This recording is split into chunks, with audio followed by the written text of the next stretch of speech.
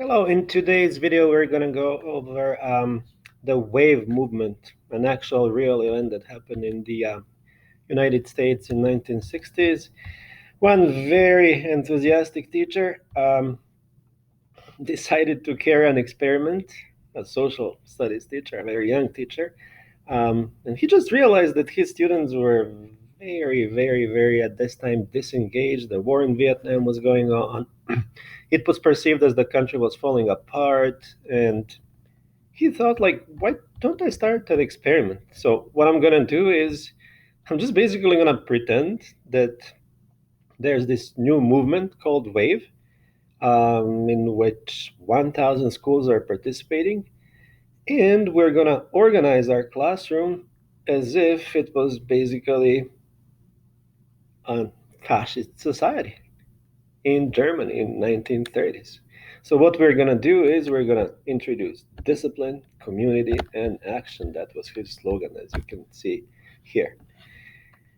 He started everything else that a Nazi state would have at that time. So secret police, violence. He was issuing different cards for students based on their race, and basically students had to fall in, respect whatever he was saying, and just basically organize this mini fascist state within their school.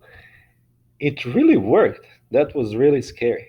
Okay, so many students got involved, many students got engaged. There was an atmosphere of fear at school as well if you were not a part of it. People started telling on their friends because they joined the secret police organized by him. And then eventually, teachers, other teachers, colleagues, and parents complained that at that point, Jones realized it was just time to um, assemble the students and say, look, this was just a joke. This was not real, you guys. Because previously he told them that eventually this wave movement that consists of 1,000 schools is going to elect a leader who's going to be the presidential candidate next elections and all that.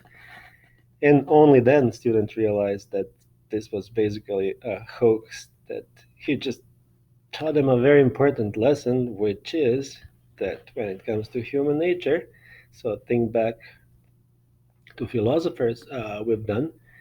So when it comes to human nature, people are very easily susceptible to strong leadership, to control, to being persuaded that if some strong leader is in charge, they should just follow and good things are going to happen. So that people are naturally craving that authoritarianism and even totalitarianism, thinking that the law and order and discipline and obedience are actually going to be good for society and them. Okay.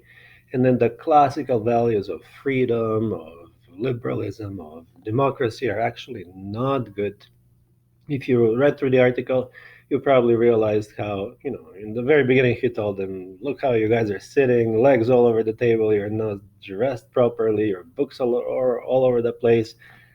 That's essentially liberalism, right? It's freedom, and that's not good. And let me show you this new thing called, just basically discipline that works much better than freedom. And it just, the experiment has shown that somewhere deep down in each of us, we kind of like really tend to believe that uh, those offers that come from that authoritarian side and the promises um, actually really work.